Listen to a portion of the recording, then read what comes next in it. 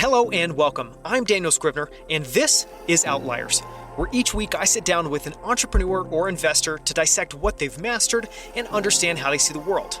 And today, we're incredibly lucky to have Michael Joseph on the show for a deep dive into the future of food and restaurants. Michael has spent his entire career building incredible businesses in the food space. He started out rethinking groceries and organic produce by building Mile High Organics and door-to-door organics here in Colorado. These were predecessors to modern companies like Good Eggs and Thrive Market. He then went on to build the meal kit delivery company Green Chef, which he scaled to deliver more than 100,000 meals per week before selling the business to HelloFresh in 2018. And now he's building Scratch Kitchen, which is a fascinating window into where restaurants are headed. Scratch Kitchen is delivery and takeout only. It's considered an on-demand native type of restaurant. Each location has multiple brands under one roof, so families and groups can order everything from sandwiches to salads to burgers and much more with a single purchase. And they even sell a limited selection of groceries. And you can just imagine where this is headed in the future with potentially things like, expanding groceries and selling alcohol. I love this conversation because we discuss everything from on-demand native restaurants to cloud kitchens to scaling ingredient sourcing and fulfillment at Green Chef. This is the conversation I've always wanted to hear about where restaurants are headed and all of the disruption that's happening in the space today. As always, for links to everything discussed, as well as the full show notes and the text transcript, visit outliers.fm. And now, let's jump in with Michael. Michael, welcome to Outliers. I'm so excited to have you on the show. It is a pleasure to be here. Thanks for inviting me. So we're going to spend a lot of time today talking about the future of restaurants and on-demand food. And I was really excited to connect with you and do all the preparation for this episode because it's a topic that's starting to be something that a lot more people notice, which is cool, through just more interactions with DoorDash and different delivery platforms. And yet it's something that I think I've never really heard a compelling interview on. So thanks for coming on. I'm excited to get into that. Oh, well, you've just set a high bar for me. Thanks so much. So to start, we're going to spend most of today talking about the latest concept that you've been building out, which is called Scratch Kitchen. And we'll set that up in a little bit, get into that. But you've been working in the food and beverage space for a really long time, and you've built some really interesting businesses in it. So I wanted first to just see if you can set up a little bit of just a quick kind of thumbnail sketch of what that journey looks like, what got you interested in the first place, and the arc through Green Chef. Yeah, and I'll try to go super high level here. We'll try to keep the editing to a minimum, right? And so I'll just give you some quick data points throughout, frankly, my lifespan, because as I look back on the arc, I'm like, well, this all kind of made sense. I started cooking independently at age 5. When I was around 11 or 12, I was telling you how my dad he co-authored some federally enforced food labeling transparency laws. Total mouthful, but if you go see, in the grocery stores, something's from X, Y, or Z country, fish is farmed, or it's wild. As a teenager, I grew up understanding all of that and seeing why the consumer should have the information.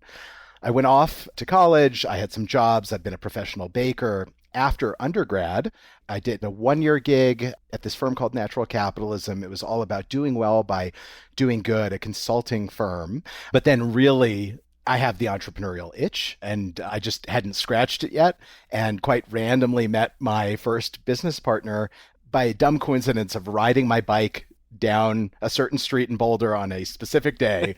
And that led me into co-founding this company called Door-to-Door Organics. We were doing organic produce home delivery starting in 2004 out in Colorado. Super early. Yeah, you're into it. Actually, profitable business model. Customers wanted it. They were asking for other products. Time went on. The company was expanding, getting ready to go to other states. I wanted to turn it into a full stack organic and diet specialized online grocer. Customers were asking to spend more money with us. Seemed natural to me. My dear friend and longtime business partner, David, who hopefully will be listening to this, he and I just disagreed in terms of what to do with the company going forward. And he wanted to more cut and paste what was working. I can't fault him. We were profitable a year into that business. And I had a buyout opportunity early on. So I took some time off in my early to mid 20s. Very fortunately, had a lot of fun. I went to business school during that period after kind of doing some world travel, mostly to just learn some skills that I didn't have. And I saw that I wanted to be able to make larger businesses. And I learned that I loved product and making product market fit work for people? And the responses were awesome. And so I decided after business school, after I'd taken like a 3-year hiatus from real work, to actually go start my vision of an online grocer. There was a hole in the market in what was the summer of 2010. Technically, I bought a small company called Mile High Organics and turned that into a 3,500 product diet specialized and organic online grocer, the first certified organic online grocer. And then, God, it was 4 years into that. And this is the transition into Green Chef, my most recent company before Scratch. By the way, it's kind of hard to believe as I'm listening to myself talk how much time I've actually spent in this space. Well, we started tinkering around with meal kits in the beginning of 2014, just seeing that companies like, Blue Apron and Plated were out there, but no one was serving my customer who wanted really transparency or quality attributes of their food or had a gluten-sensitive person in the household, etc. And I was like, oh, let's just start selling meal kits at Mile High Organics. We did. Then one day, catching up with my friends in their office in Silicon Valley, who were just friends and small angel investors of mine, I just caught them up, told them we're getting ready to go scale our model to different geographies. And as soon as I talked about this meal kit thing, one of my two friends was just like, oh, it was a very Silicon Valley moment too. He's like, that idea sounds great. He's like, why don't you turn the whole company into that? We'll seed fund the entire thing and help you build the team. And at that point in my career, I really didn't have a great understanding about the tech side of the business, data science, the digital product side. And I saw it as a great opportunity to collaborate with some really smart friends I admired to learn those things. And so later that year in 2014, we spun out my most recent company called Green Chef, the first organic and diet specialized meal kit business. You're hearing a trend between all the companies, of course. And that was my first hypergrowth experience. We raised a ton of venture money. And from when we actually founded that company, we started building Green Chef in September of 14, launched a product to market late October of 14, serving the Western US out of the Mile High Organics facility while attempting to run both businesses at once, not knowing really how to do such a thing. And then Green Chef basically ate Mile High Organics, even though we spun it out. It took up all the capacity. Something like 5 or so months into Green Chef's existence, we went out and raised a lot of venture capital money, in my opinion, far too easily. And we were off to the races. 3.5 years later, sold it to HelloFresh, who owns it today, where it's a profitable part of this great profitable public company in a notoriously challenging industry. And I had, over that period of time, grown the business to over $100 million of run rate. It was like 125 was our peak. Well, it was private. 800 full-time employees over the first 2.5 years. And, a lot of learning by doing. All my wishes to learn about like a hypergrowth and tech company, they all came true. And then sold that and decided to transition out for personal reasons. I was fried and created an opportunity for myself to exit, put my dear friend Brian in charge, who'd been my longtime number 2. He's still there today. And my first priority was, myself and my family. I'll just group that into one bucket and just taking care of ourselves, and whether it was my own personal needs or my daughter or my wife, everyone's needs were going partially unmet because I was traveling like a crazy person, and it wasn't good. And that was one of the reasons I stopped. And so that's kind of the high level background. And just to bridge into what got me to where I am today, after 6 or 7 months, my wife said I was infringing on her lifestyle at home, go out and find a big project. So I just went out looking for stuff. And similar to you, I also have been angel investing. I've been doing that since I had the opportunity to secondary early on in Green Chef. And I love doing that. It just wasn't my full-time job. And of course, as I started turning over stones, talking to friends who are entrepreneurs, investors, leaders at companies, especially in the like on-demand food space, boy, did I start seeing some patterns that I knew how to solve problems for customers that a lot of the incumbents didn't. And I know we'll get into it today, but that's what really led me into the whole career path of where I am today. Yeah, not to give too much away, but all of the same patterns and trends that showed up in that earlier parts of your career are clearly at play at Scratch Kitchen today. And one of those that I wanted to just dig into is, as you were going through that background, a few words kept bubbling up: organic, clean label, and diet specialized. And I'd love it if you can just elaborate a little bit on those trends, why you think that they exist and why they're continuing to gain prevalence and become bigger and bigger things, and what that means for kind of where food is heading, in your opinion. Totally. I love this space, obviously. And I'm a personal consumer in a definition of an omnivore too. I'll eat nearly anything, but also really love the quality of ingredients. I'll start with the organic thing. And I have learned through my career, there's a terrible amount of misinformation and misconception about it. But it's fundamentally because of how complicated it is, meaning, all crops are really treated differently. No consumer is expected to be an expert in these things. What I love about organic and what it is and where it's going is that people have this idea it's like pesticide free. No, it's just that like a whole bunch of legal but toxic pesticides and other chemicals have been screened out of the process. There are certainly, some pieces around animal husbandry, et cetera. But the bigger point is like, there's this whole class of chemicals I call legal but toxic that the industry that sells those would despise me if they're listening to this podcast for. But it's true because the science will tell you like X, Y, and Z are carcinogenic. Thankfully, the organic program strips those things out. The reasons that I think, it's not just that customers want these things, it's like they want them in quantities having never been seen before, and the most recent generations want them more than prior generations. I attribute this to transparency and spread of information and this idea that once consumers start learning that there are these legal but toxic chemicals in their very personal diet, what they're consuming, it just resonates with them. Oh, I'll spend a little bit more money to not put this in. I don't need some direct correlation of growing a second head. It's just that I believe in science and I'd rather kind of hedge on my one life.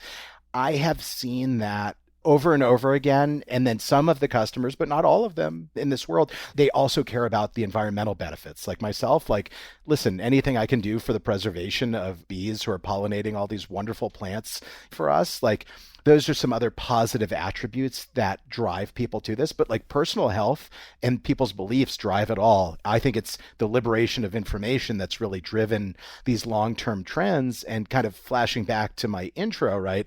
My dad, well, what I would call when I was 12, he was brainwashing me. But what he showed me was that consumers deserve transparency so they can make the ultimate decision. I think that really has happened with organic and putting in, you could call a catchphrase with clean label.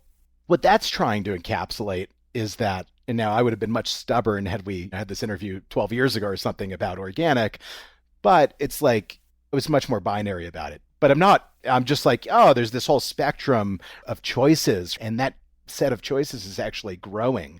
This idea of what I call clean label, because there's not exactly a legal definition to this at this point in time, is this idea that there are actually still all these other preservatives and different additives that are legal, chemicals, that you don't really want to put in your body. And it's not that everything has to be farmed organically, and not every ingredient is, and there are problems with that, but it's like, oh, you could support this great local, you name it, XYZ producer, and be like, oh, their practices are wonderful. They're making whatever the example is. And they're taking out these unnecessary preservatives that food scientists have put into the products. A lot of the industrialization of food created this couple generations of food scientists that made it so that their job was to get humans addicted to whatever that item was, sugar, certain types of flavorings and ideas like that. And consumers aren't really having it. And I think a lot of it just has to do with they were deceived. They learned they were deceived. They're upset that they were deceived. And when given the information, they make the choice that's right for them. The last category, this idea of diet specialized, right? Because I've sold food to folks who are actually celiac, not just gluten sensitive. My last company certified gluten-free. We could talk all about that if you want, but to make it safe for them to eat the products. So that's an actual need state. But there are all these other use cases like people wanting, I've catered to the paleo diet, ketogenic diet, vegan or plant-based, however you want to say it. People say plant-based because veganism is so freaking polarized these days. It's remarkable. And those are all typically personal preferences, though a lot of the time they'll be driven by beliefs around health. And throughout my career, I've just been trying to get better at making it easier for consumers to live their aspirational lifestyle, as opposed to coming out and saying, this is good for you and this is not good for you. People making choices with the right information. Yeah, you don't want to be the arbiter of choice. But I think, and you phrased it really well there, which is just you want to give people all the information really transparently so that they can make their own choices about what's in it and if that aligns with how they view the world. I'm guessing all of those trends have just grown in size and grown in importance. Is that true? And have you seen that play out? The diet specialized piece, I feel like, especially over the last 5 years, just thinking about my own friend group, I feel like I already know a lot of different diets that just people in my inner circle use now that didn't used to be the case. Totally. There have always been these cycles of diets. What is it? The South Beach, I think, and ketogenic diets are extremely similar. But these trends that we've been observing and the rates of adoption that I've witnessed and helped catalyze, they seem very persistent, actually. So I just see more people doing this. In fact, talk about plant-based eating and just reading the news, you can't get away from a new plant-based replacement for dairy, for cheese, for whatever, right? So thank God, in my opinion, right? Because there are a lot of problems that come from just like humans eat animals. Our bodies genetically are designed to. I'm not here to debate that, right? But we're also designed to eat all these great plants. And it's been really cool to see so much more interest that isn't coming from someone who is saying that they're vegan. They won't touch anything that came from an animal, but it's like, no, I want to eat these because of health reasons. I've seen so much of that. Ketogenic, I still talk to my old head of customer service, who I work with now again at my business, but that was a really interesting one because there's not a standard definition and there's a small range of tolerances there. And so as adoption grew, you'd have customers fight with you about, the definition of something that's not legally defined. It was really an interesting place to be. But to your bigger point, the trend's growing. Saw the same thing with paleo. You can frankly just see these things in Google Trends, or if you look at the types of cookbooks that are popular on Amazon, you can literally just kind of see them ascend. The same thing has happened with natural and organic, making up something nearly 25% of the American grocery market now. So it's really cool to see. And then gluten-free is a very interesting one because even though it's been in more recent history that more people have been diagnosed with celiac disease, from the last time I read a scientific paper on this, it's something like only 1% of Americans that are actually celiac, but I think it was around 10% that they consider themselves gluten sensitive, and by eliminating gluten in their diet, they feel better, which is great. This is personal choice at its finest. And I have seen increased adoption of that. So all of these things, it's interesting when I look back to these trends, nothing that I've kind of been paying attention to has necessarily fallen out of favor at this point in history. Yeah, and you made a good point there just around clearly some of this. I know quite a few people that fall into this category just have very strong beliefs about what they should be eating, what's kind of best for them. So there's kind of that camp. But then the other camp, which has been really interesting, and are just people that are experimenting to see, when I eat this, do I feel any better? When I remove gluten, do I feel any better? And I think part of that is now you can just get foods that fit in these different categories really prolifically. You can go to the grocery aisle and there's tons of gluten-free options now all over the place for pizza, for bread, for pasta, for all sorts of stuff.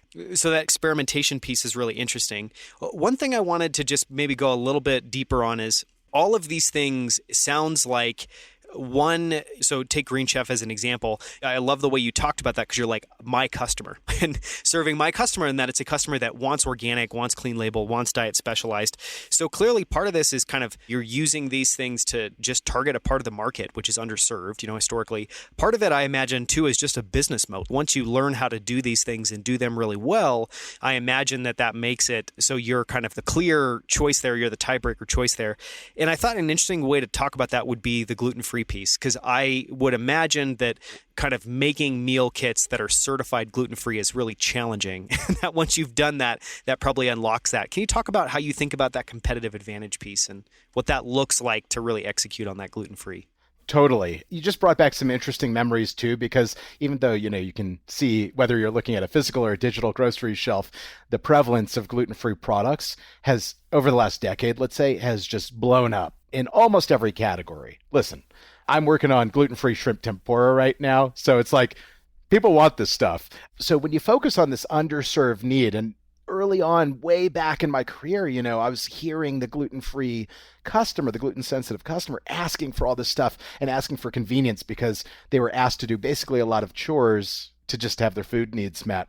And so when I designed the gluten-free product line at Green Chef, and we made the decision to be the first of our kind, like certified gluten-free manufacturer of these products, which isn't the same as making a gluten-free bread, because in meal kits at Green Chef, it's a new menu every single week. And so you have new ingredients, and there's got to be a lot of allergen control, because when you actually go get a technical certification to be gluten-free, where you can have coexistence in the same building of gluten and non-gluten, are an incredible amount of details to never allow for cross-contamination.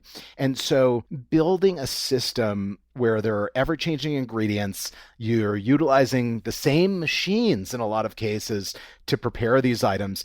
You have to be incredibly precise and particular so that you're not violating these problems. And unlike some other actors, this wasn't a marketing gimmick. I actually care. I've actually had customers come to me after I sold my last company and tell me how much it meant for them to have a product like this to feed, say, their celiac daughter or something like that. It may be 1% of society, but it's 1% of society, right? That's a real deal. And so in terms of a moat, focusing in on that, as we became thought leaders in this, and that typically happens when you pioneer something. I say pioneer because we were the first to do it, just like my prior business was the first certified organic online grocer, like selling fresh items, and we're tracing every single product, which, by the way, it's not really dissimilar from the idea of gluten-free, right? We're just saying in each case, these are the things that we have to either never bring in or could never touch each other, etc. We build these processes and then later on software that supports the processes to allow for this high degree of certainty that we're never violating our customers' trust, frankly, is how we look at it. Now, when you bring that up, is that an actual moat? In my opinion, with these more complicated business models, absolutely. When it's this idea, so many people are making gluten-free bread, I wouldn't say for a single product it is, but when we're talking about more these service layers or close to platform layers, absolutely. It is all about the consumer's trust and building the systems that lead up to that. And sadly, a lot of business leaders are not interested in that aspect of the relationship because of the added costs without necessarily that direct payback, except something you said. The direct payback is you get these customers for life, basically. And I mean real life, not made up lifetime value, like people who want to support you because you're taking care of their needs better than anyone ever has. And so the brand halo moat that comes from this and comes from the underlying technical piece that you really have to get right and always be right on, that's where I think the most value is. So when you start talking about things like customer stickiness, that customer in some cases has zero choices or very few choices to even compare you against. So, that's how I'll wrap it up. And I know everyone else can't. You can see the smile on my face. It's because I've heard back from enough of my customers to know this is real. And something I never got into, actually, something I may get into down the road with my career, the way things are going. Tree nut allergies. There's something like 7 million Americans that will die if they unknowingly eat a tree nut and they go into anaphylaxis and can't be resuscitated in a short enough period of time. Terribly scary. That's actually a whole nother layer of seriousness. So I'm personally still trying to keep away from things that would kill people. You want to have so many more layers of caution in between. And not that I don't think I could do it. That's just some serious risk. But I know that population, they don't go out to eat for the most part because your risk of cross-contamination and having a terrible interaction from this basic daily thing is eating, right? The reaction chance is too high and it's just not worth it.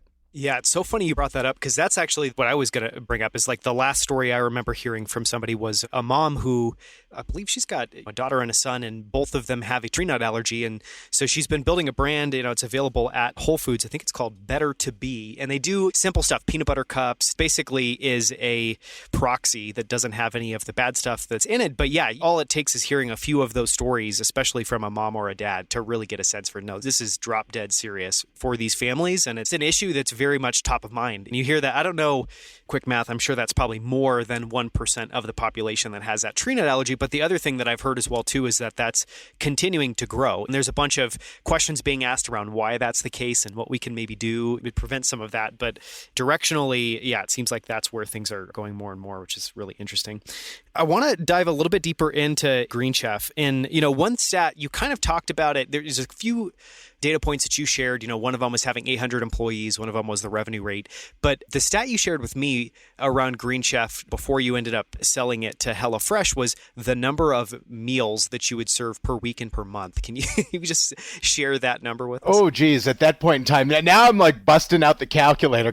Yeah. Because, like enough time goes by between these companies and all the things you used to have at the top, they're somewhere in the middle. But just to give you an idea on like a weekly basis, I'm giving you rough math, so we're not spending a bunch of time on this at the moment. But rough order of magnitude, like, let me put it this way, without doing like all the math, which I know I'm going to mess up anyways, which is why I surround my people who are like detail oriented with this. On a weekly basis, the number of meals was probably right around 100,000 at that point in time, give or take, something much higher than that right now. Which is significant scale.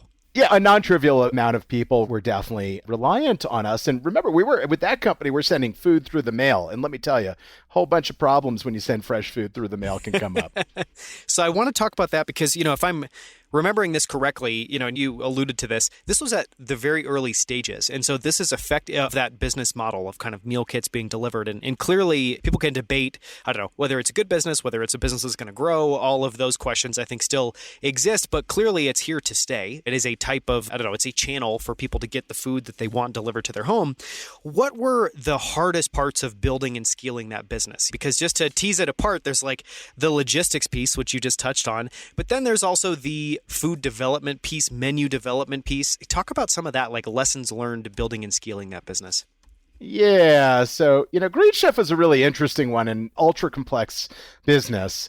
And I'll focus in on scaling some of those food pieces in a second. But I still want to say, like, our website, thanks to my Silicon Valley friends that I made and, formed this partnership with, we even built a custom A/B testing platform that could do more than anything that was a SaaS product, at its time. So we're hyper sophisticated about dialing those types of activities by itself, right? That's a business. People go over those lines of business all the time. That was just like a department in my company.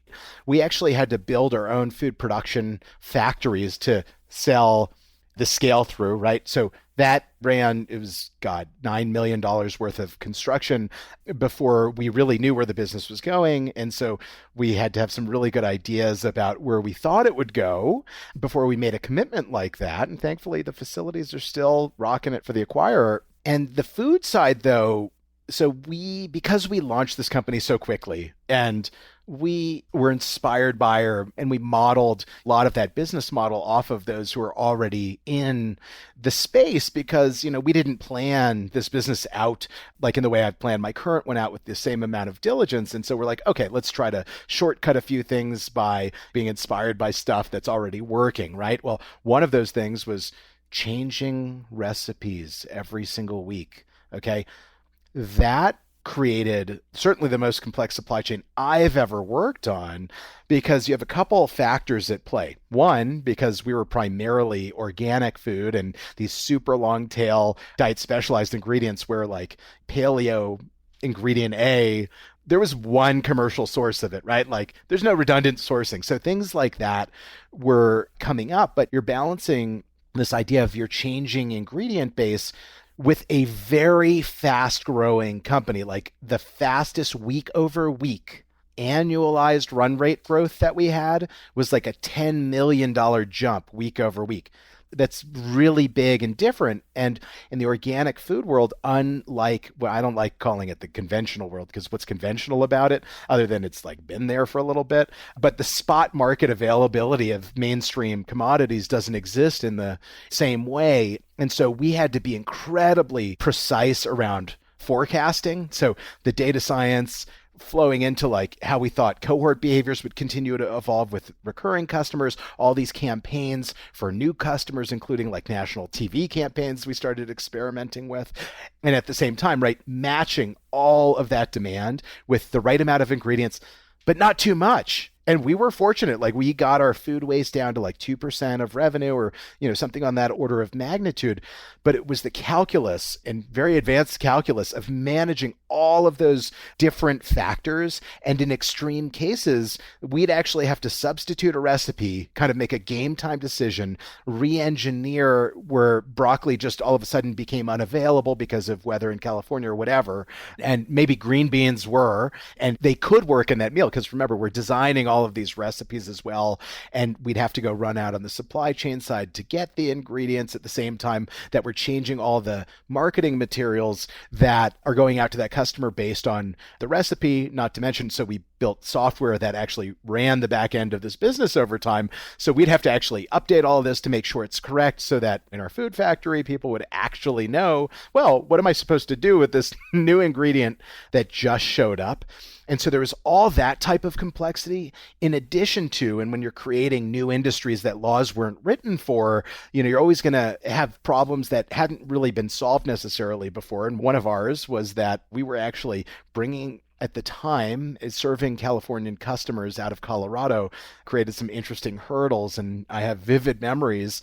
It's going to sound very silly, right? We take food out of California, process in Colorado, send it back on a truck the other way. Well, it had to be labeled in a very particular way on the outside of the box, and we learned that lesson the hard way. And it was either $40,000 or $50,000 worth of product in that truckload, because it was a full truck or close to a full truck of manufactured Green Chef meal kits that was stopped at a border for a check. Like the person who's in that job, they didn't care that there's fresh product that's going to expire. I don't think that was part of their job description or anything like that. But the next thing we knew, like we're losing that load, and now we have to go make all these customers happy that we would otherwise like strongly disappoint, because this is happening basically at the last minute. So the logistical complexity of all of these pieces really compounded on each other. And so I think back to that supply chain was, in my opinion, the hardest I've ever worked on. I've got a complicated one going on right now, but because of this ever-changing recipe board and being so beholden to certified organic ingredients, those were constraints that created a really challenging to solve problem. Now, the flip side is customers valued it and they continue to value it. So they're shopping with us because of the value we created for them, right? We did the hard work for them. But those are some examples of the complexities on the food design and manufacturing side, especially, that we had to contend with. And it's like those things against hyper growth. And of course, we weren't rational about growth, right? We're like, grow, right? So the problem just gets compounded at each one of those stages. I love this because I think it's what makes kind of dissecting and understanding businesses really challenging and also really interesting is, on the surface, you'd think, all you're in the business of is coming up with delicious food. And then it just gets to customers and it's like, no, actually, there are a number of really difficult technical challenges. You've got everything from building out the website and the interface to making, as you talked about, having a testing framework just to make sure that you're optimizing kind of conversion rates up front. Then you've got this giant, really challenging logistics network on the background, and it just goes, and well, I'm sure this needle will get threaded when we talk about Scratch Kitchen, but it goes into one of my theories that to be successful in a business, or most businesses, you just really have to master this superposition where you have to be good at multiple things. And only when you do that could you unlock a lot of value. Does that resonate when you think back to Green Chef? Of course. And like today, I mean, like I haven't found something where you just master one thing, unless, maybe you look at, the service provider industry. Obviously, your tax accountant masters the tax law, and like there's only so much you can do with that. But I think when we're talking about these complex operating businesses, I don't know if I've ever seen one, right, where you could just master one thing and you've got a winning outcome, ever. So that definitely resonates. And it's the ability to prioritize these ever-changing factors, especially when you're also dealing with the physical world in addition to the digital world, right? It's the added complexity of like, oh yeah, snowstorm might not stop the internet from working, but it definitely stopped 2,000 pounds of avocados from showing up. I have to, I guess, ask that follow-up question now, and I'm sure we'll come back to it, but do you have a framework for thinking about that? So just thinking of something like Green Chef, where you've got all of these different areas that you need to make progress in each one of them. How do you think about prioritization when you're faced with what feels like just everything that has to be done now? You're faced with a sea of things that quote unquote need to be done now or need to be improved now. I mean, the way I faced it at Green Chef is a lot different than how I face it now after those lessons, after the school of hard knocks of hyperscale, right? Because back then, for better or for worse, we had a growth at all cost mentality, and we had investors encouraging it until Blue Apron's IPO went sideways. And so we were focused on, although this is where things didn't change a ton, we always did focus on customer delight, except the problem with the growth at all cost mentality was that there was this air of like not caring about all these customers that churned out. But that wasn't right. I wasn't actually being true to myself. So let me kind of flip to like my framework today, my more mature self. Love that. Yeah. I have 2 KPIs in how I operate now. There are sub KPIs. Number 1, customer delight. There is no business if the customers don't pay, okay? And you could churn through a bunch of venture money, but that's not a business, right? That's a hobby, and it's a really weird one. And so... It's not sustainable. No. Well, this is a topic for another podcast. And so... And then the other piece is profitability, right? And now customer delight and profitability are at odds with each other a lot. But especially at this most early stage of the business, right, we're obsessed where when we're solving a problem, right, doing everything that we reasonably can to secure that ultra valuable relationship with the consumer, knowing we can't have perfection. And most of the priorities, especially at the early stage of the business now, that just goes above profitability, right? Until we get a number of these baseline operations down, especially in the days where we're like doing things a bit more manually or mechanically before we can actually build supporting software, right? And I was able to do that at Green Chef as well. And so that is the framework, and it is a 2-factor framework. And now, mind you, there are all these other sub-factors that you have to start looking into, right? Like at a certain point you say, oh, the cost of delighting this customer is like so ridiculous, like we're not going to do it. But the flip side has been right now, we care about order fulfillment. If we made a promise to that customer, we're fulfilling that promise. We're actually going to the edge of our resources, right? Meaning what the team is actually capable of doing before we even focus on profitability. And we'll look at it, right? We don't want to, you kind of have a hurdle where if it gets too expensive to solve a problem, well, then we're just sticking with, hey, we're going to give you like a credit or try to make you happy, but we can't solve your dinner problem tonight because the snowstorm like just prevented like all cars from moving. But it truly is as simple as that in terms of how we're looking at everyday operations right now. And then there's obviously the prioritization of the bigger picture strategy and like what we're doing with the business. But I'm really working with and been working with my team on this framework of saying, hey, at this point in the company's life, right, we're customer obsessed before anything else, right? Because we know that we just don't get paid otherwise. Like the company that stops operating. Then we say, okay, now that we've had like that part of the needs met, which gets much easier with time and building strong systems and strong team and all that good stuff. Now we're saying, hey, let's keep optimizing the bottom line of this business. And we never stop listening to that customer though. And so like, what is that really KPI number 1 doesn't exactly go away, right? It's just how urgent it is. Because as you know, at this phase of my early stage business, if I don't have product market fit, I don't have a business. And then I've wasted all this time and that just seems foolish. I probably seem like such a simpleton here with like this 2-factor framework. But the truth is, in simplicity, you can just go through less non-productive cycles is what I have found. And it kind of helps you find your guiding light because I've never had more distractions presenting themselves in my life. But at the same time, I'm like, I know what I have to do now. Or I've wasted all this like time and money and I have visceral reactions to that. So I don't allow myself to kind of get to that place. I love the way you articulated that. You know, I've heard a lot of people talk about, I don't know, I just heard this bad notion of, first you're focusing on product market fit, and then you're just going to switch all your focus onto profitability. And I think the way you articulated it is much more true to how it actually works. And it's also much more elegant, which is first you need to build a business. You need to go from zero to some base of revenue. The only way to do that is to get customers and retain those customers. And that's why you need to be customer obsessed.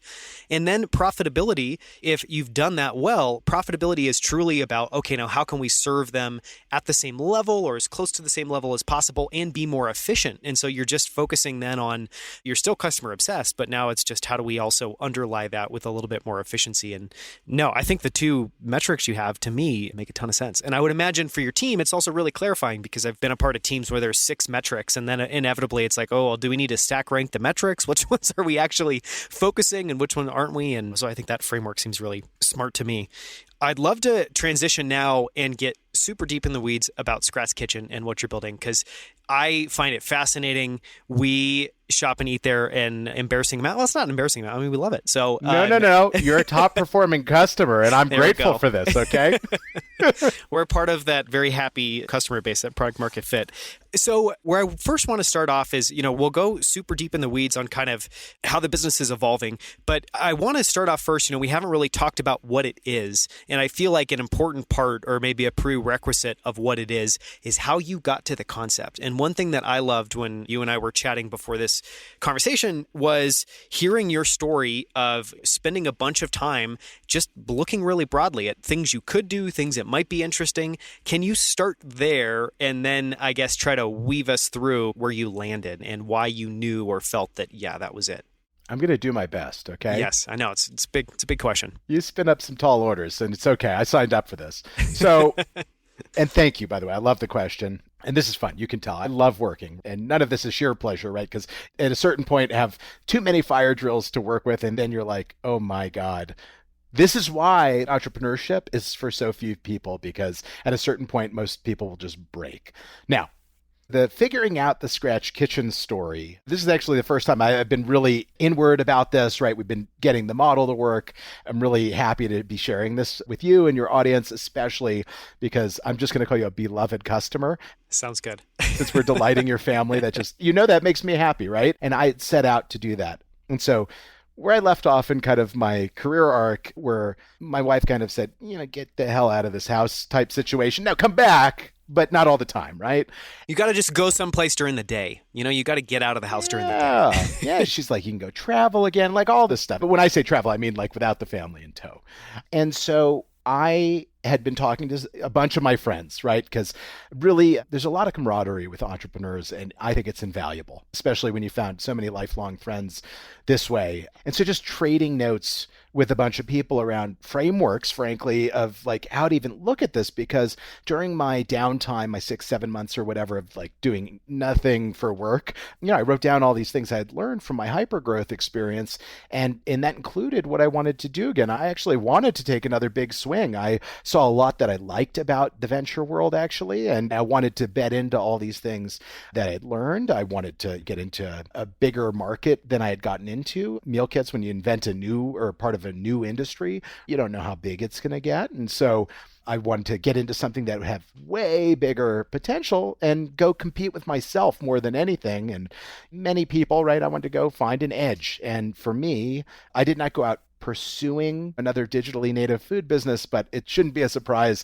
that I kind of landed there. So I went out right into the wild to go figure out what was next for me. I had my own personal framework, thankfully got a great network of folks across the country that I was trading notes with. And part of that was framing how long or how patient I should be before diving into something. And I actually heard a lot of horror stories about folks where they have a nice little exit and then go buy a company and wind up sucking the life out of them, and they didn't pursue their passion when they had the opportunity to.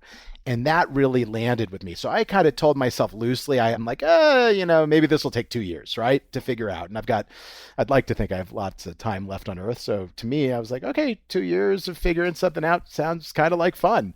And I went out looking and trading notes with folks. And as I was trading notes with folks and learning a lot more about the on-demand restaurant aggregators, so the DoorDashes, Uber Eats, etc., of the world, where I'd never gone for, I've actually been a big consumer on those networks, but I'd never gone in.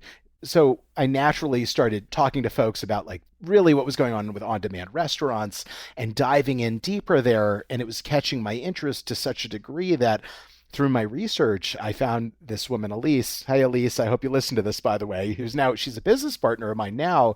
At the time, she was running this thing called the virtual restaurants department at Uber Eats. And I found like one article that had ever been written about that. And I was fortunate to have a family friend who was early at Uber who helped facilitate that introduction. And so as I was going around and trading notes and looking for stuff, well, when I met with Elise in the fall of 2018 and started just really listening to some of the stuff she was sharing with me, I was blown away by what I would just describe as the inefficiency of the restaurant market in general. And I promise you there are misconceptions up the yin yang about this, but like it was really cool getting this amazing firsthand account from like, at this point, this was early on in my research, but Uber Eats and their peers, they layered these networks over these incumbent industries and could really derive some very interesting patterns by seeing how people behave. And when I say people, I mean, they had a multi-sided marketplace. So whether it's the gig drivers or the vendors, the restaurants, the merchants, what most of the aggregators call them, and then, the actual end user or customer, the person who eats the food. And I just saw so many things that were interesting to me. And one of them that just struck me that was clear as day, and it's obvious to most people, but as digital ordering and things like delivery became prevalent, the barriers to entry to start a restaurant have historically been one of the lowest of any business ever that you could ever start. And it's been a great part of the American dream forever. Well, all of a sudden you layer on all this digital complexity, and that is literally speaking Mandarin to someone who speaks English is what I found. And in that, I was fortunate enough to start seeing some data that showed that, there were a lot of restaurants out there that just didn't know how to make or sell digitally native product, let alone how to actually go grow it. Now we're in the COVID age. I'm sure we'll talk about this a little, but that didn't catalyze people to get smarter about something. It just forced them into channels. And I'm also an investor in tangential industries in the space. So I've continued to see this through a number of lenses. But back to the focus of this journey. So Elise really, and I give her lots of credit, although she didn't know it at the time, she really opened my mind to the fact that there was this enormous changing of the tides, not that restaurants would go away, but that they were going to change form. And I already knew from my prior career, from the data I was tracking, that it was like in 2015, for the first time in the US, sales at restaurants leapt over grocery spending. So consumers just continuing to index and value convenience above many other things. And I was like, this has got these big market characteristics I was looking for. As I was going into these layers with her and then some of her peers, I was like, oh man, these distribution networks that have been spun up are much more than what a lot of restaurateurs were calling. They just thought they were like delivery companies taking 30% of their sale. And I was looking at them, I'm like, these are digital content distribution networks that the vast majority of users really just don't understand. And one thing I didn't fully articulate with my partners at Green Chef, other than saying the Silicon Valley part, was they were hyper competitive social video game sellers. They sold their company to Disney, but frankly, in this hits-based industry, I learned how to competitively sell on Facebook and other types of networks. And it's not an easy skill to learn how to be at the top of arbitraging the opportunities on these different networks. And so I got all giddy because now I'm like, one, there are all these opportunities I started seeing for multiple types of cuisine that people wanted, but the existing merchants in their region weren't able to provide. And by the way, this is like a very interesting business model because it is hyper local and every micro market behaves differently in all the different sides of the marketplace. And then this other factor was like, oh my God, God, with the advent and the high rates of adoption with these what I'm calling digital content distribution networks now, they hand over food, but like they're growing so much that I was able to start seeing all this inefficiency. I'm like, if we can make food that fits into these gaps and we can arbitrage on the new marketing channel side of things, I'm like, there's probably a business there. Well, those things led me down another 3/4 of a year of diligence before officially getting to work with my co-founder. I went and diligenced kind of the first generation of delivery native restaurants, is what I call them. Munchery, Maple, Sprig, Spoon Rocket, Ondo, kind of learned about the good and the bad of those companies and certainly took all those learnings into what became Scratch Kitchen. And then the other thing that I did was, this is what opened my eyes, even though this stuff's commonplace in headlines every day to day. I went and followed what Travis Kalanick was doing with his company, Cloud Kitchens, and then everyone and their mom that's like jumping on this bandwagon. And now you got Gwyneth Paltrow, selling stuff through virtual brands. This was just announced yesterday. And like the acceleration of this landscape change has just been going on quickly. But I was doing a lot of diligence long before any of this was ever considered popular.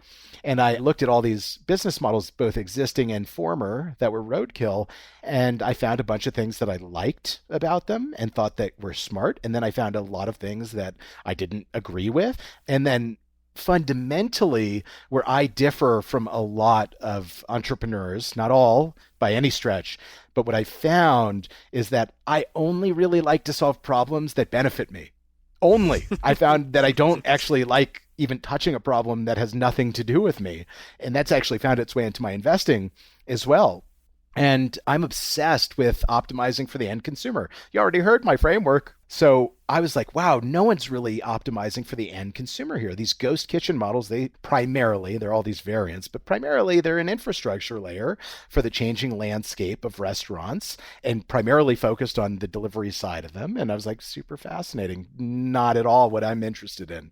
But Nat, when I looked at all those different pieces and went quite deep in some of them, and then took everything I'd learned to date in my career, especially around catering, to some of the choosiest customers there are and successfully meeting their needs, it just totally struck me. And this is where the company is called Scratch Kitchen, because this is about making things from scratch, frankly, the very basic, but then also all this like clean label and organic and diet specialty stuff.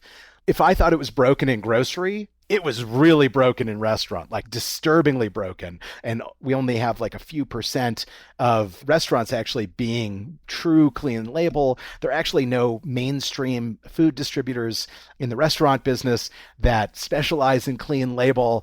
The laws for restaurants in general, it's much easier to hide information from consumers. So the consumers didn't have that same angle of transparency that, including my dad and other laws, that what he wrote and what others have written, like, consumers were getting smart. Well, in restaurants, they weren't, by and large, because most consumers aren't going to go ask the question and do the extra work that's needed to meet their needs. It's just too much hassle. And so when I saw that, and then all these other things I liked from my research, which were, if I can run basically many restaurants under one roof with some specific infrastructure to support that, I'm like, obviously, I'm going to be able to get better asset leverage or, better leverage on my labor.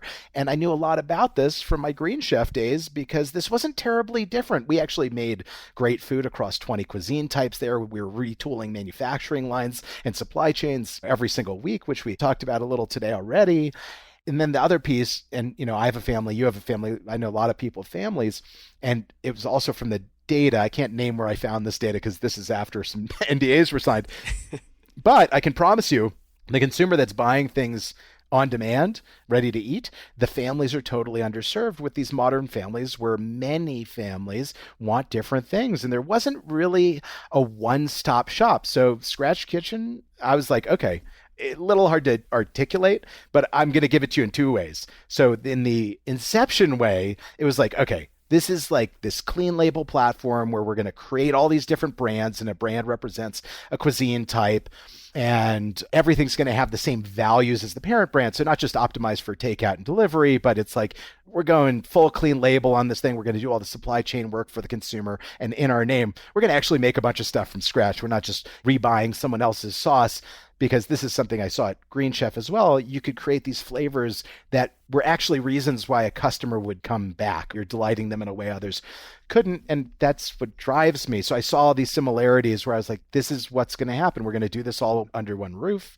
We're going to optimize for delivery and takeout. I'm enough into my business right now. And since we're publicizing this, I thought it was pretty foolhardy, frankly, for like this first generation of folks who were just going after delivery only this and delivery only that. It's like they just didn't take the 10 minutes to go see that for every dollar of food delivery in the US, I don't care how fast it's growing, they're actually something like $4 of takeout.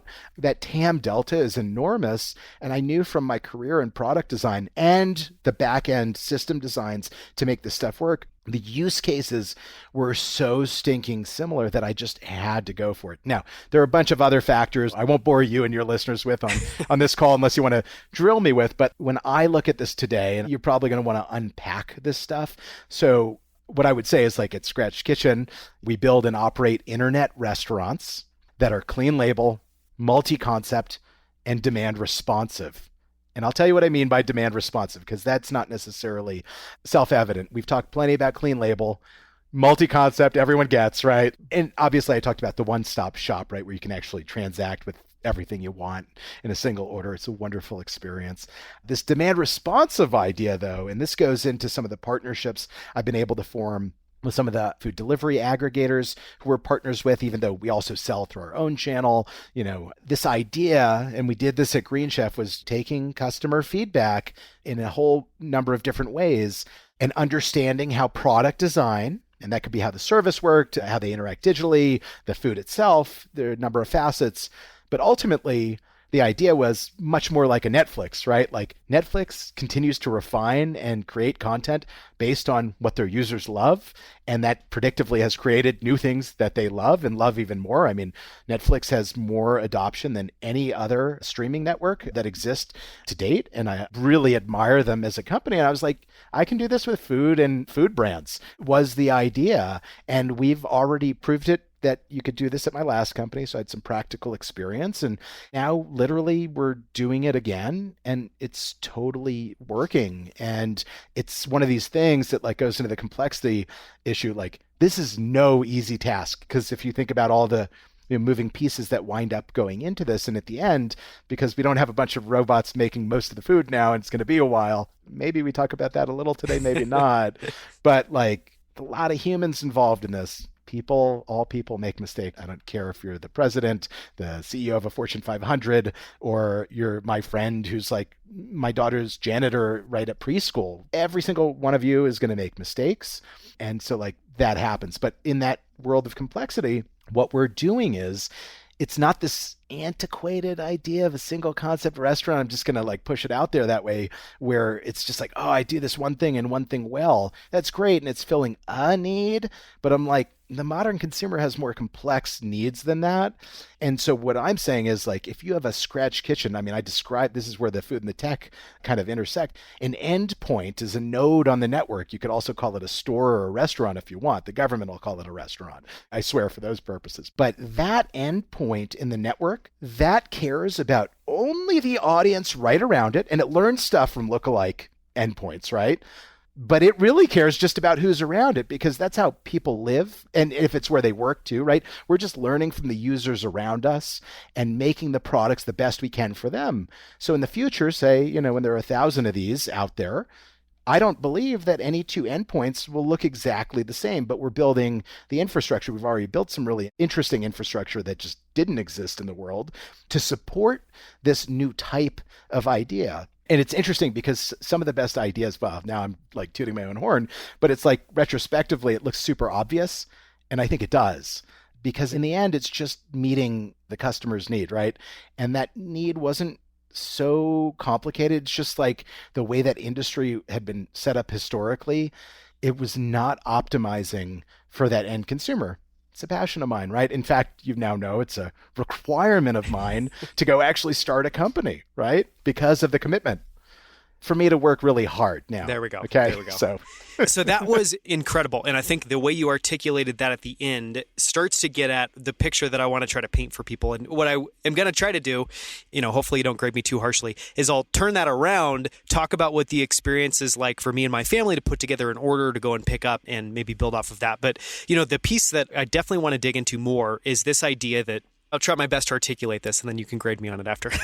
So Scratch Kitchen is, it's multiple concepts under one roof, and it's all delivery or takeout native. And so the idea is, and I'll talk about the experience of going and picking up and some things that you've done there. But when you go to a Scratch Kitchen, there's no indoor seating. There's no outdoor seating. The whole thing is designed for you to simply walk up to it if you're doing takeout or have your food get delivered to you. And even just that, I think, is interesting. But it gets even more interesting. There's multiple types of food you can get from Scratch Kitchen. You can also get ice cream and grocery and staples and, Justin's peanut butter cups and even, random stuff you need around the house like toilet paper or dishwasher soap. What it looks like for us to try to and then just the last piece I'll add on to that is, so that's one node of the network. And then the idea would be at some point in time, there will be hundreds, there will be thousands of these. None of them, to your point, will look alike, but it starts getting more and more interesting. And just to talk about what the experience is like for us is we'll go to your website and we are your exact customer. My wife will want a salad. I will want chicken strips or like a burger or something random.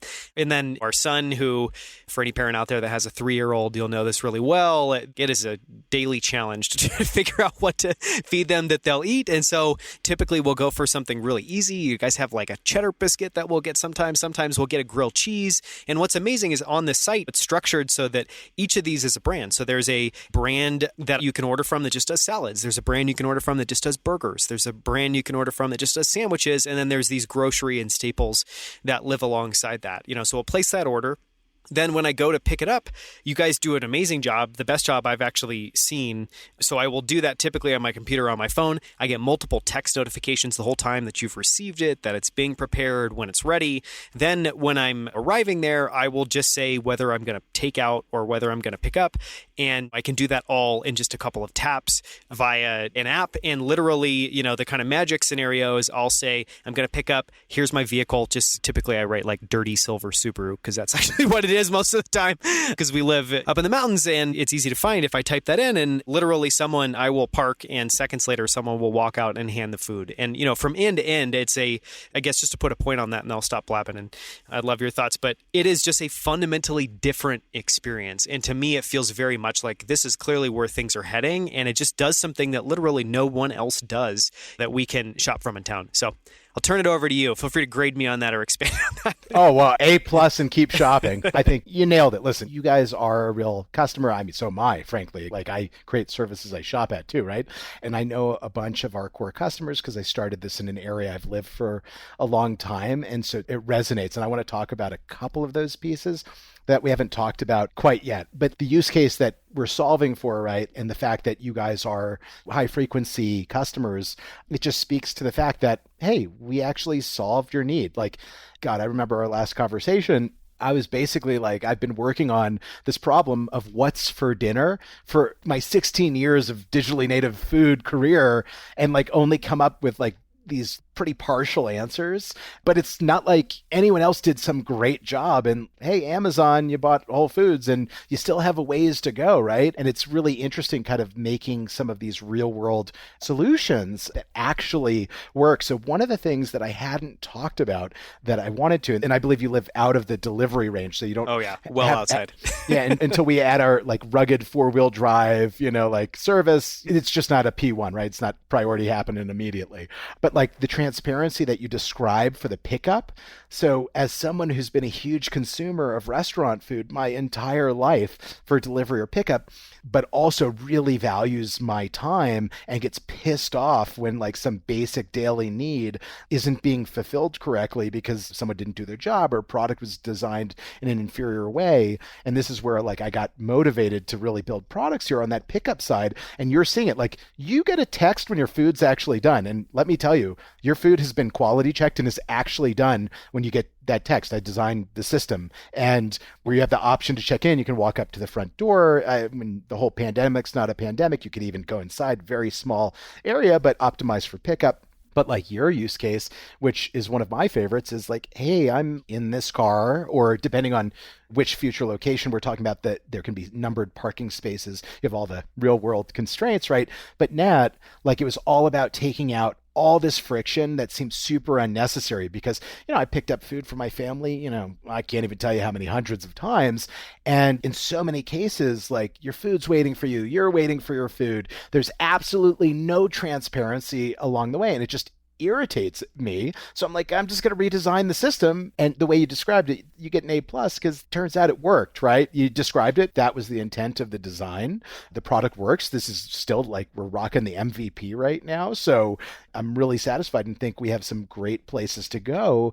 And similarly, if you get a delivery from us, it's not just delivery tracking, which is great, but we actually send you a text when your food leaves the place, just like when your food's done for takeout. And like the way I think about it, I haven't bothered to like work on ad campaigns around this yet, but you'll probably at least be entertained by it. But I'm like, dinner texts you. Like, why wouldn't your dinner text you? I talk about like when I'm saying to my wife or daughter, I'm going to like pick up dinner, let's say, or if it's getting delivered, I'm be like, dinner just texted, right? It's really actually satisfying because you ordered all the stuff you wanted. We really worked on the execution timing of things. So even when we get super busy on weekends, we have some different systems and ways we staff so that some of the 1 to 2 hour waits that can happen at restaurants, especially on weekends, like we're engineering around and just, again, designing a system that it's not built around this old idea that sitting down and eating dinner. And I love that, right? I never want that to go away. It's just not this idea. It was the need to specialize in what's called off-premise dining. It just means delivery and takeout. I don't want to burst your bubble, by the way. We'll probably set up some outdoor chairs because we don't pay for that square footage. And like, yeah, if you want to eat a sandwich in front of our place, it sounds great. That seems fair. Just throw away your stuff, actually compost it, but still. And then what's interesting, what you brought up about the market, okay? So this idea that, listen, you can get really nice locally roasted coffees, a roll of toilet paper, and some hand sanitizer. And I use those last two examples because there weren't plans in the early days to launch this until, well, our technical first day of revenue with the model was March 27th of 2020. And as we were watching in this market, many others, online grocery falling apart, people getting super stressed, because I had built such a complicated supply chain to bring all this clean label stuff to the restaurant world, I re-engaged some of my old suppliers in that. And I was in the grocery world for a while, and I was able to get those types of items to serve my customers. So we just thought about that as kind of a nice thing that would serve our community. But net, what we learned from that, and part of the vision as it is, there are all these small needs that pop up before people tend to do these larger, say, weekly grocery shops. And we want to be able to be there for you in between. So over time, like I have a macro view that this idea of just food in general, like grocery and restaurant, will ultimately become a single industry. You can throw convenience right into there, right? Like, what do you need for your everyday healthy living? Or for some people, your everyday living, whatever you choose. And so it's interesting because like people still use this, even though the pandemic's over, and we're like, wow, it's like, oh, you ran out of coffee, you can get this awesome coffee with us. Maybe it's not just your favorite brand because we don't have all the SKU choice, but we actually just made you incrementally happier, right? And you're coming back more frequently. And so we're really kind of thinking through, like, how are we going to delight you more than you could be in other contexts? I say other contexts, I mean by the competitive market.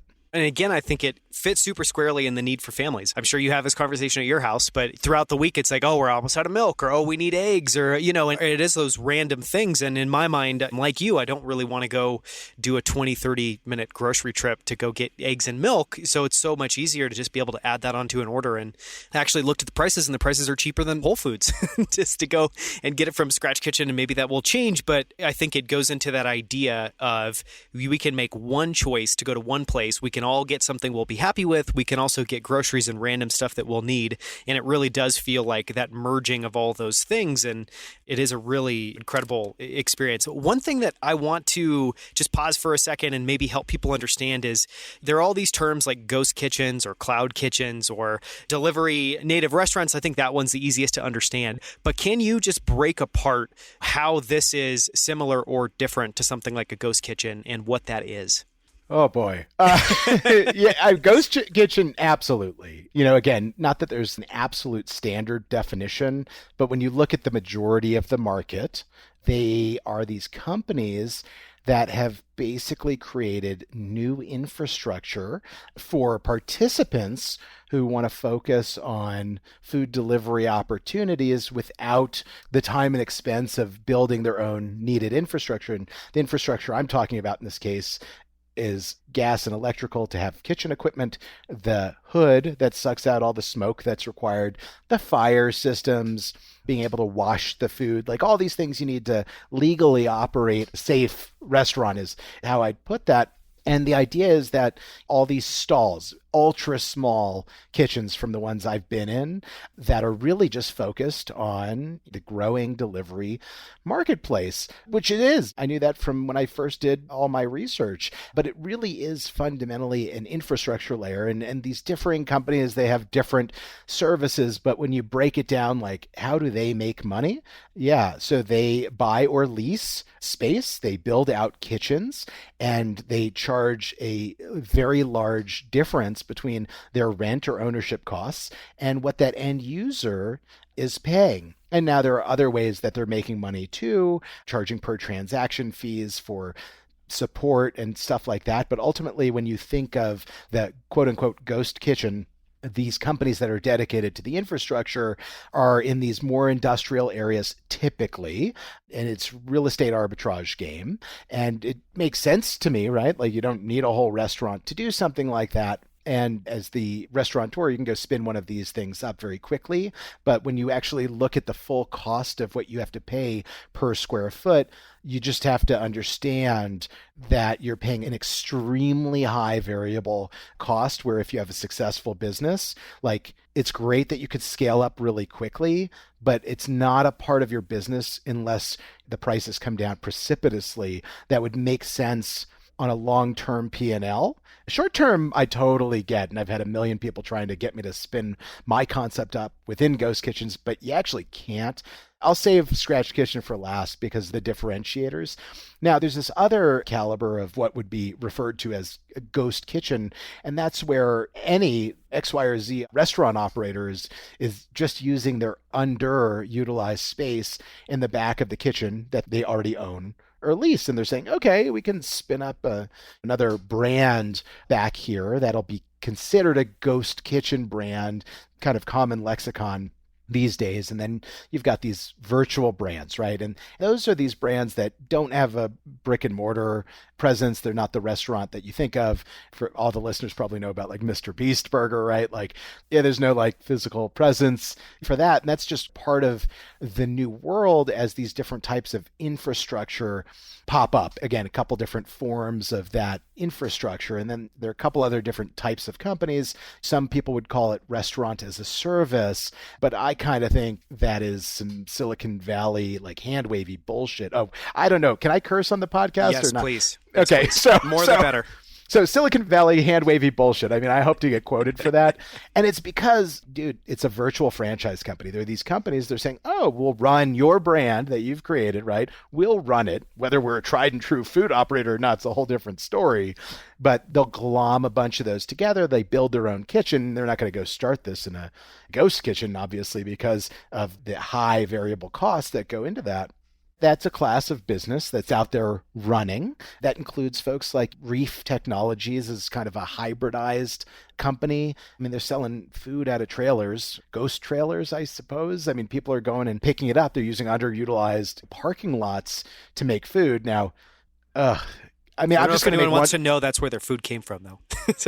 Here's what customers need to know and why they'll ultimately customers who care about quality will choose Scratch Kitchen. No offense to all the smart people at Reef, by the way, but I don't ever want to buy food from a place that doesn't have running potable water and a sewer line. Straight up. It's really hard to imagine making sure all the food and the humans that make the food are going to be as clean as you really want them to be.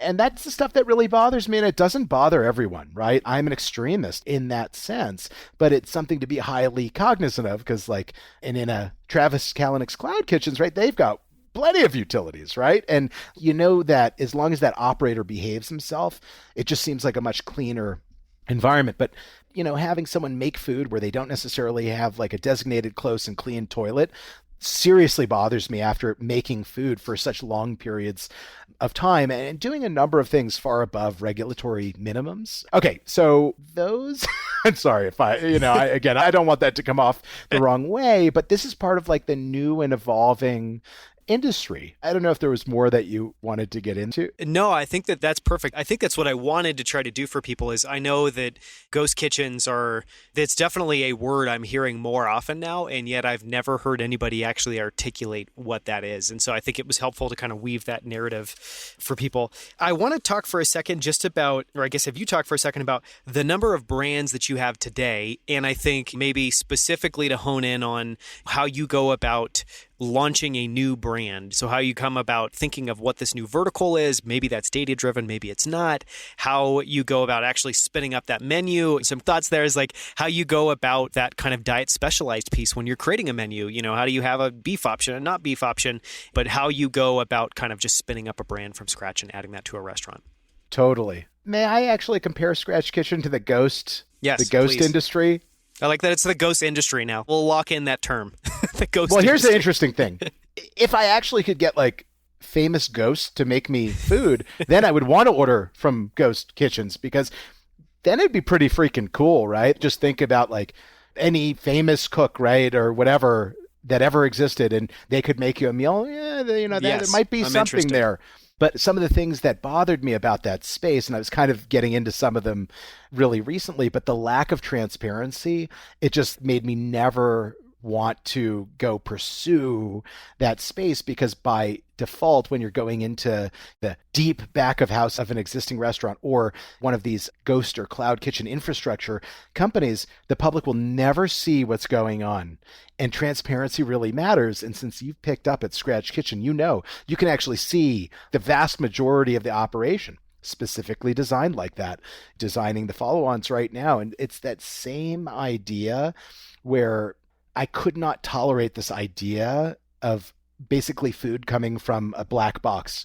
You can have your Amazon servers running your company in a black box and it won't matter, right? There's not like a sweatshop inside of a server. But there is endemic employee abuse in the restaurant industry. It's something we're adamantly opposed against. So even before the pandemic started forcing restaurateurs to like pay their employees better and offer insurance and paid time off, we already set up these policies at Scratch Kitchen. I was disgusted by them. And then the fact that as a consumer, you'd never really get to see the actual ingredients going into a product, not being able to see any of that. We just want to break that open. And then the other piece, although this is slowly changing now after like billions of dollars have been invested in ghost kitchens, people are like, oh, wait, it's not just delivery only.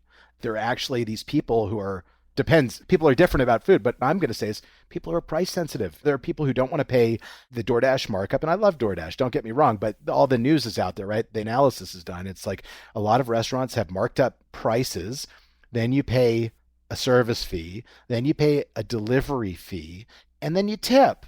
And like the cool thing about takeout is you don't have to do any of that. And listen, you can tip with takeout and it's great. We don't have anyone front of house really, so we just share it with the whole back of house because we think it's the right thing to do.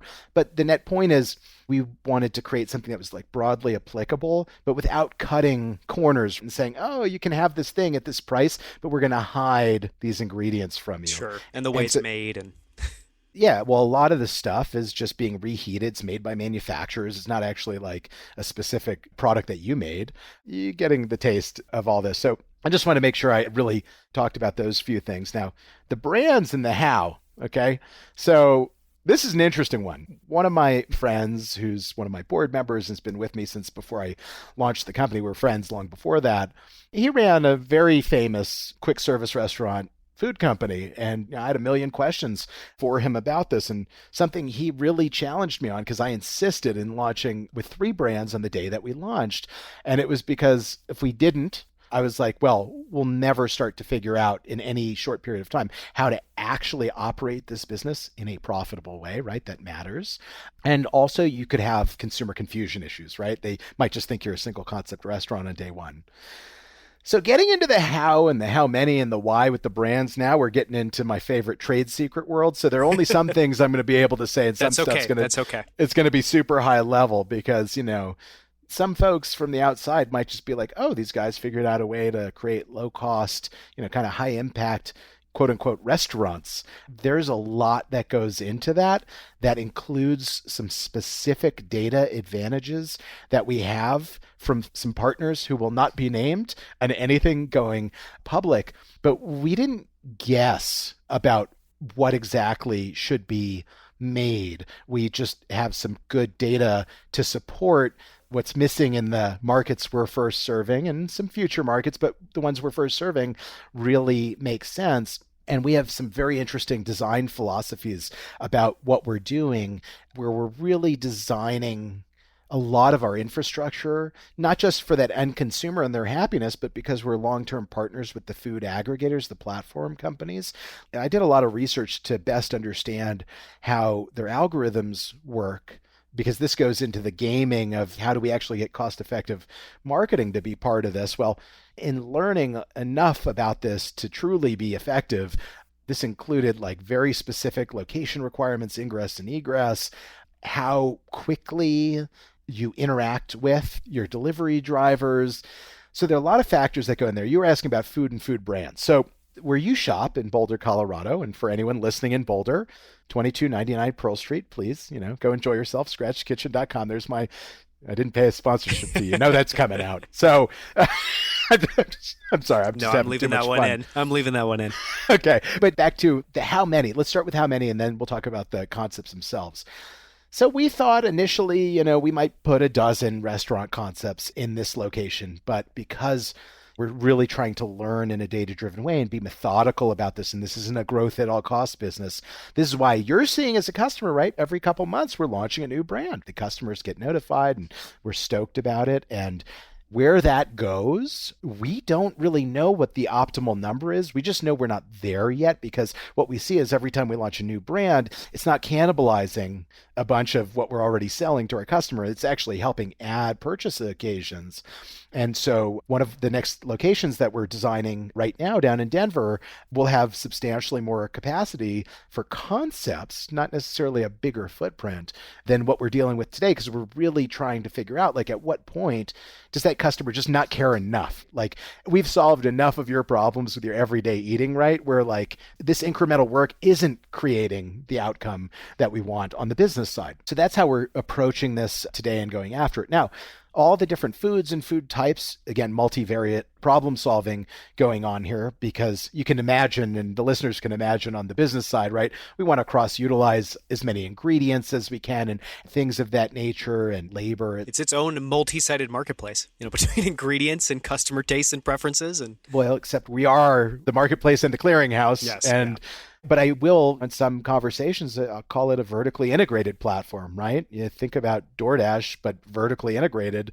It's kind of similar to what we're doing here. There are some really cool things we can do because it's not a true marketplace and we're controlling all the guts of it. And so we're controlling the things that really matter to the customer, like the predictability to you and your family. So you're not waiting around for dinner, for example, with your 3-year-old.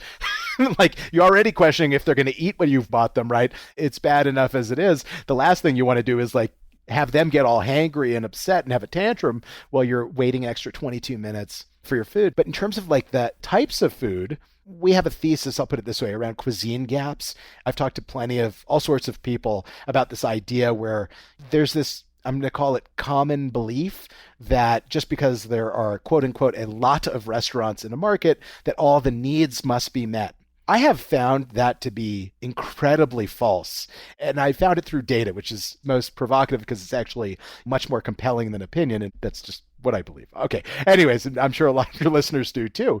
And so we had this ability to understand what was missing from a micro market at a very granular level, but then pair that with the skill set, because I've rebooted a number of my old teammates, where at Green Chef, my last company, we were making data-driven cuisine. They were meal kits, the customer did the final cooking, but not terribly different. And so based on customer feedback, we could learn how to change the product itself to make it have better attributes that we were looking for.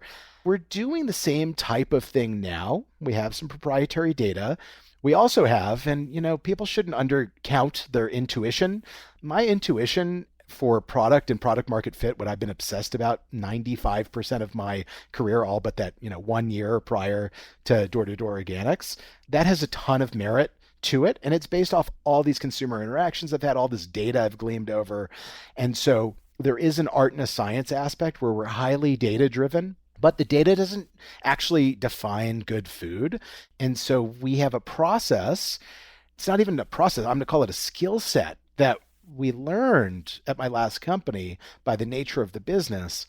And it was from those learnings that we're able to adapt the skill set to do it for this arena. And so we're running a bunch of different tests as a consumer you may never see. But what we see in the metrics, right, is we're driving the behaviors that make for a great business on the back end. And we are doing things like, and part of the art of this is, and without, no, my co-founder will kill me if I pre-announce our next cuisine type. Go. But what I want, at least I closed my mouth at the right time. But the point I'll make is it's substantially different than anything that we sell today. And we have kind of like, call it this supply or demand arbitrage info that I'm talking about. But also we want to say like, oh, if we launch this type of cuisine in this market with these competitive characteristics and with the current product offerings we have, how additive is that going to be to the customer? And so there's really a complicated formula. It's becoming more scientific as we take a number of things that are frankly just living in my brain, which is not scalable, but actually turn that into process and then into software. And we're showing that this works right now. And it's not going to be anything that's terribly surprising to you because we're not after, like actually where I was doing ultra long tail food before, we create options for customers so their long tail needs can be met. But when you look at our fundamental products, like a clean labeled cheesesteak, hey, barely exists in the market, or a clean labeled chicken wing barely exists in the market.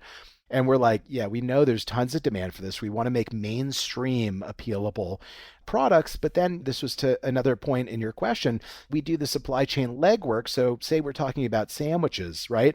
Oh boy, did we find it as just an amazing gluten-free hoagie roll or sandwich bread. Like the lady who cuts my hair, Alyssa, if you're listening, you're wonderful. But like the way you raved, and she raved about the sandwich bread. I'm talking about the square sandwich bread that's gluten-free that we sub in. We just kind of went to the ends of the earth. This is what we do for our customer to find the best thing that we could to meet their needs. And then we listen, right, for that data feedback. And that's how we get better at this without going into all the secret sauce and just publishing that for all of my wannabe competitors to come play in the market with us. That's the gist of what we're doing. And we're just so excited about it because, and thank you, frankly, for shopping with us. I'm talking to you, Daniel, because your feedback, right, off the MVP product gets me so excited about innovating the future because, and I know this as a customer myself, but I'm like, wow, if there really is no alternative for our customer type for this product today, I'm like, well, with the innovation that we have planned just in the near term, we're just going to keep getting ahead and ahead and ahead. And net, we know we're winning when KPI number one just keeps going in that direction that you want, right? Customers are happy. We're highly cognizant we're in the early adopter phase, right? We know we're not going to have perfection, but thankfully, you've seen, right, that what we've been doing, it's working. And never in my career did I really think, whether it's the cheesesteak or the chicken parm subs that sell through the roof, did I think I'd be making like a clean label chicken parm sub. But you'd be shocked at the inferior quality of like oil that things get deep fried in, all for penny pinching, not having anything to do with customer interest. And it turns out that when we took this more scientific approach to these data-driven gaps in the market, and then intersected that with the overarching, hey, there's a large swath of society. I mean, arguably, if 25% of grocery is natural and organic, more or less, it's the same customers who are going out to eat, but they're not having their needs met in the same way. It's like, well, that should work as long as we can consistently make good food. That's like, again, without going into all the trade secrets, what I would call it's our content engine, right? I do like comparing myself to Netflix, hopefully not to the detriment of my ego or anything, but it's like we think the food brands and the food products themselves is like a data-driven content engine, but the content's food and its brands. And like the brand matters only in so much it's going to communicate with you, the customer, that, hey, this brand represents the type of food you're looking for. But if you're shopping through our platform, Scratch Kitchen, you'll already know that your quality needs should be met. That's what really matters, because consistency and quality, right? There's not some magic formula there. It's like those plus price is what's going to get you a business. And it takes a tremendous amount of hard work to get the consistency and quality piece right. There's no shortcut there at all. I want to end on maybe talking about where this is heading. And I think Netflix is a really interesting example, because today you'd go to the website and you'll browse by brands. But I can imagine some point in the future, and again, just to put a point on it, like what excites me so much about this concept is it truly feels like the food brand of choice for consumers, but in a very modern way where I can interact with it. It potentially even knows my purchase history. It's only going to show me things that are relevant to me. It's potentially going to show me the things I order the most as soon as I get to the home screen, just to save me the most time. And it feels like that data piece becomes really compelling. And so each restaurant is shaped to the taste and preferences of that community in that area. No two are alike. Each one will always give you a bunch of options to choose from. So whether you're ordering for your family, or whether it's like my parents are here with us over the weekend and we all want different food, or we're all renting a house and we can't agree on what to eat, we know we can go here and get groceries with it as well too. And you can then get it all delivered to you, or you can go and pick it up. Am I articulating that right? And do you have, just to put a point on it, kind of directionally where you're heading? Is it this very much like Netflix, where it understands your needs, your preferences, and really shapes the whole experience for that? You've aced this job interview today. I know you weren't, I know you weren't planning on that, but there's a place for us to collaborate here. And so, but like the personalization you're going on about, and that is like this long-term trend, right? That really isn't going away, right? People want something that better fits their needs. It's no shock. The idea, like you're saying, and where you think this is going, I mean, that's right. Just having better and easier ordering interfaces, whatever those might be, and whether it's voice or predictive or SMS, the feed and how the feed is going to morph to your needs, your food feed, not your video feed, right? But people don't really talk about food feeds or food APIs yet, but I do in my obscure circles. And so we're just trying to do that best job of meeting that end consumer's needs. And that's where I say, like with Netflix, right? They have more subscribers than any other streaming service. I'm focusing on the US, not globally right now. And I know that my feed versus my daughter's feed versus my wife's feed, I look at them all, right? And they're all totally different.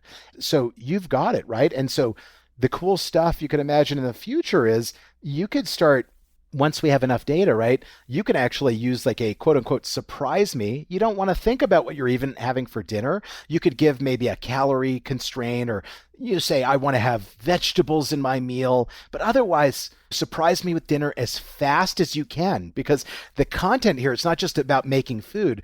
We didn't talk about it today, but like there is so much optimization going on in our, I'll just call it a mini food factory, or there are a lot of ways to characterize the production area. But when there's high demand on certain resources, low demand on others, and you just care about a healthy meal as fast as humanly possible because you're just hangry, which is like real, and that ain't going away either. You can imagine that level of service and personalization just adapting to you. And then you brought up like, oh, you say my parents are around and, we're doing a family gathering, right? So you imagine you're telling Scratch Kitchen, which it's an eating platform. I call it, it's like an everyday healthy eating platform. Healthy, by the way, can include chicken fingers. And just like, you just want to choose the better ones. But the idea, right, is like all of a sudden, you're like, I want to pay attention to your feed, talking about the data-driven side, right? But, there are these kind of new actors coming in that I don't know. And so you would then start looking at or suggesting things that you'd want for them. And the net point, though, is like just goes after optimizing for that end consumer. Are we better solving your problem than anyone else? And are you letting us know that? And that really is where we're going. When you think about the small selection of groceries you can get today, I expect that side of the business will evolve over time. And it's going to evolve because it's what our consumers asked for. and things of that nature. But my vision is truly akin to a content engine. And it's just like our content is food. And then it's like you look at all these great content companies, right? Disney and now Amazon and Netflix, and this list goes on. Well, all of them have proprietary content, right? And that's one of those things that keeps customers coming back and back again, because you just understand that customer in a different way than your competitors do. And because of how you architect your products, right, you can meet their needs in a better way, right? What we're doing is not terribly dissimilar. I do find that the idea itself can sometimes be a little esoteric, but I only think because it's not normal yet. But when we flash forward in 10 years and there are 1,000 scratch kitchens in the US, among a sea of competitors, thank God this is not a winner-take-all market, you can imagine, so we're all traveling around having fun, whether you're with your family or not, but there'd be all these nodes in the scratch kitchen network. And what's going to be so great, just say you had to do business travel or something and you landed in a certain place where actually you're about to get off a plane, but we found that it actually makes sense to have scratch kitchens in the airports where your food is actually getting ordered through the airplane's Wi-Fi in the right amount of time where it's going to be waiting for you as you're on your way to catch your rideshare home or whatever. And the food's becoming responsive to you wherever you are in the network. We just need enough people around so that we can have a viable business. But this can work in all sorts of different types of markets. We're not obsessed in saying, oh, we have to be in all these huge markets or anything. There are demand for what I'm talking about throughout the country, and we're going out to help solve those problems now, and I'm super excited about it. And I think, Daniel, I'm being very sincere, you've done a great job in articulating what we do and what we do for our customers and really how to think about this business model. It's very much akin to how we think about it. Yeah, and I thank you for that. It can be very complex when you try to break it down and think about how to describe it, because there's just a lot of layers to it. But I think on the surface, the way you just described it there in that example of being at the airport, like that is a unique capability that I don't know of any other company that can serve, that it seems like your model and the technology that you're building and the proprietary food choices that you're building and at all those different layers, it's fascinating to me. And I love stuff that feels like a little peek into the future, or like you're peering around the corner, and this feels exactly like that. So thank you so much for coming on, for saying yes, for opening up as much as you can about what you're building and all the little nuanced pieces of it. This has been a fascinating conversation, and I really appreciate the time, Michael. Oh, Daniel, it's been a true pleasure. As you know, with many entrepreneurs, I love being asked about my business, and it's just fun, especially around food, right? Because food's a very social thing that brings people together, and I love making those solutions even better with tech. Thanks for allowing me to share this with you and, of course, your audience. And hopefully we'll stay in touch about this, and you keep giving me your feedback about shopping, and we'll just keep jamming on this stuff, because I will leave on this note. Inventing the future is really fun. And as many of the entrepreneurs out there, I think, really know, and I say a lot of things that are very obvious, but a lot of this stuff does not happen unless someone does it. And so I am a big proponent on everyone listening who's going out and creating stuff right now. And you think about some of the awesome products you're making, it's not going to happen if you don't do it. I thought that before I invented this. I had so many people challenging me about the complexities of the business model. It's like they're trying to project on me that I should create a simpler business so they can make more money faster. That's not how I operate. Create things that make people's lives better. Everything else follows. Everything else follows, as long as you focus on KPI 2, right? Don't forget profit. That's right. That's KPI 1, and then you need to evolve at some point to focus on KPI 2. But that's the perfect note to end on. So thank you so much, Michael. Thanks, Daniel. Thank you so much for listening to Outliers. To explore other episodes and sign up for our free weekly newsletter, visit outliers.fm.